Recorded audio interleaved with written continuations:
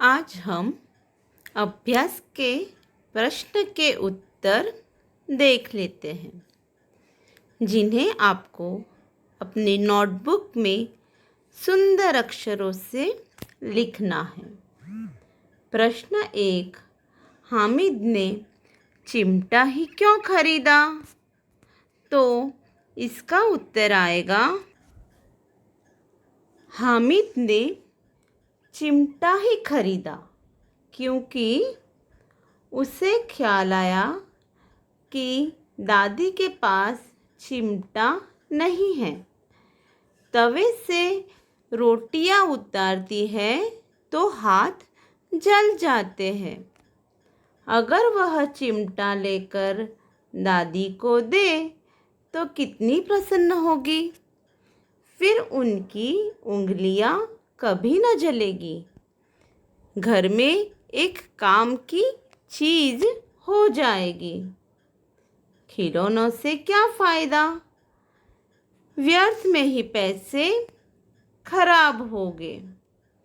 ठीक है, यहाँ तक उसका उत्तर आएगा। खरीदने के लिए हामिद कौन से कारण बताता है? तो इसका उत्तर आएगा,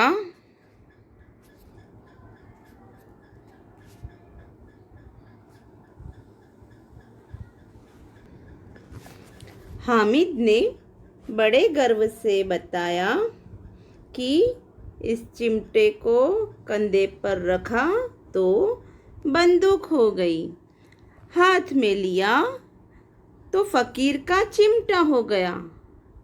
चाहूँ तो इससे मंजीरे का काम ले सकता हूँ। एक चिमटा जमा दूँ तो तुम लोगों के सारे खिलौनों की जान निकल जाए। तुम्हारे खिलौने कितना ही ज़ोर लगाए, मेरे चिमटे का बाल भी बांका नहीं कर सकते। बहादुर शेर है मेरा चिमटा। और उसके बाद आएगा, मेरा बहादुर चिमटा आग में, पानी में, आंधी में, तूफान में बराबर डटा रहेगा।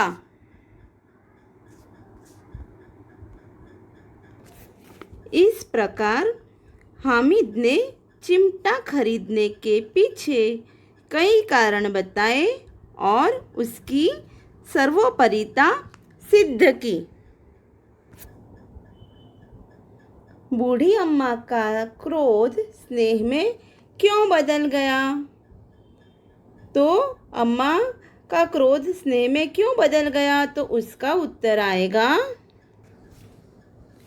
हामिद के चिमटा लाने पर अम्मा को दुख हुआ और उसने हामिद की नासमझी पर उस पर क्रोध किया। फिर हामिद ने अपराधी भाव से कहा, तुम्हारी उंगलियां तवे से जल जाती थी, इसलिए मैंने चिमटा लिया। यह सुनते ही बूढ़ी अम्मा का क्रोध तुरंत ही स्नेह में बदल गया और हामिद के त्याग, सद्भाव और विवेक पर वह न्योछावर हो गई। इस प्रकार इस प्रश्न का उत्तर आएगा। अब आप चिमटे के प्रयोग की तरह रुमाल के विविध प्रयोग बताइए। तो बच्चों, इसका उत्तर आपको खुद लिखना है कि रुमाल का आप किस किस तरह से प्रयोग कर सकते हो। जैसे कि हम अभी मास्क की तरह मुंह पर बांधते हैं और फिर पसीना पोंछते हैं, सिर पर बांध सकते हैं, धूप से अपने आप को बचा सकते हैं, खेल सकते हैं। जो भी कुछ आपके दिमाग में आए आप इसमें उसका उत्तर लिख देना। ठीक है, अभी आगे इस कहानी का शीर्षक ईदगाह ही क्यों रखा गया? इसके अलावा आप कौन सा शीर्षक देना चाहोगे? तो बच्चों, ईद की नमाज पढ़ने के लिए गांव के लोग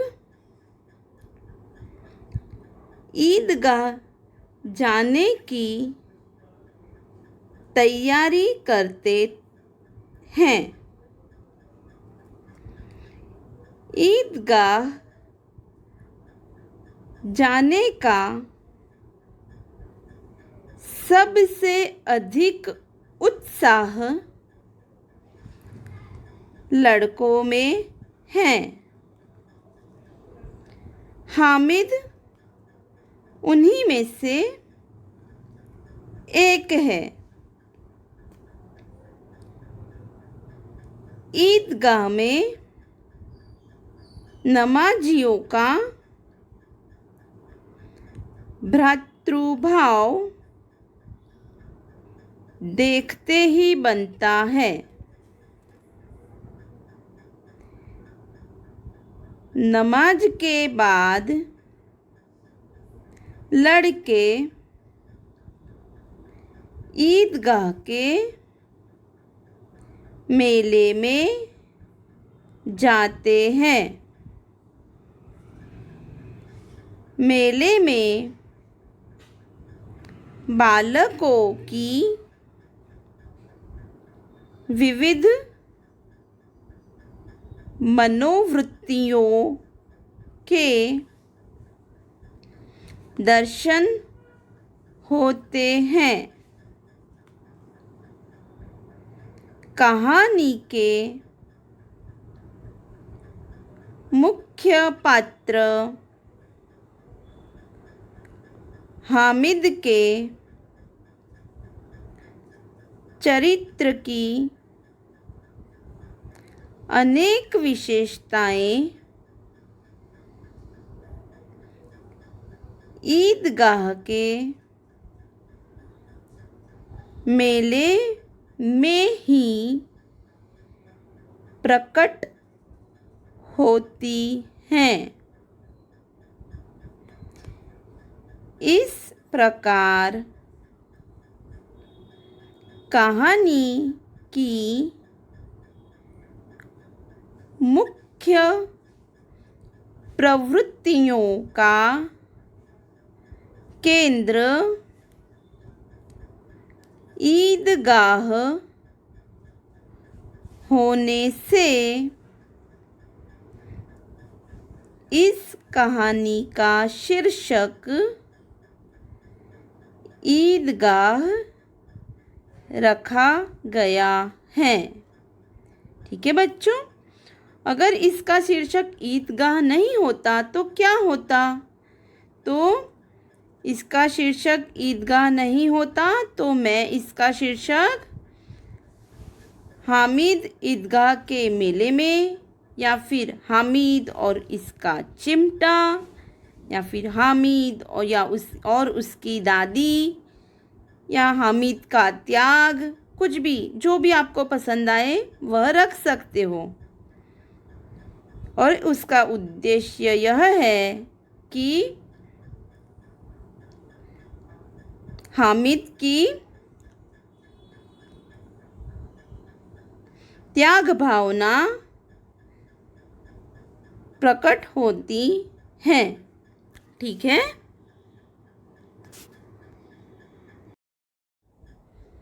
प्रश्न 3, निम्नलिखित परिच्छेद को पढ़कर नीचे दिए गए प्रश्नों के उत्तर दीजिए।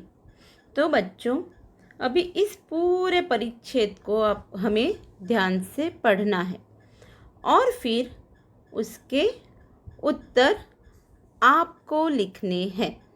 आया समझ में? हम परिच्छेद पढ़ लेते हैं, फिर आप सोचते जाना कि उत्तर क्या क्या आएंगे और कौन से आएंगे। ठीक है, चलो। हमारे इतिहास और पुराणों में परोपकार के अनेक उदाहरण मिलते हैं। दधीची ने मानव कल्याण तथा असुरों के संहार के लिए अपना शरीर त्याग दिया। राजा शिबी ने पंडुक के प्राण की रक्षा के लिए अंग दान किए। महर्षि दयानंद ने विष मिलाकर प्राण लेने वाले अपने रसोइये जगन्नाथ के प्राणों की रक्षा धन देकर की। वर्तमान में भी अनेक सामाजिक संस्थाएं परोपकार के लिए अपना धन और समय भारतीय समाज को दे रही हैं। भारतीय समाज में युगों के परोपकार की सुरसरी प्रवाहित होती आई है।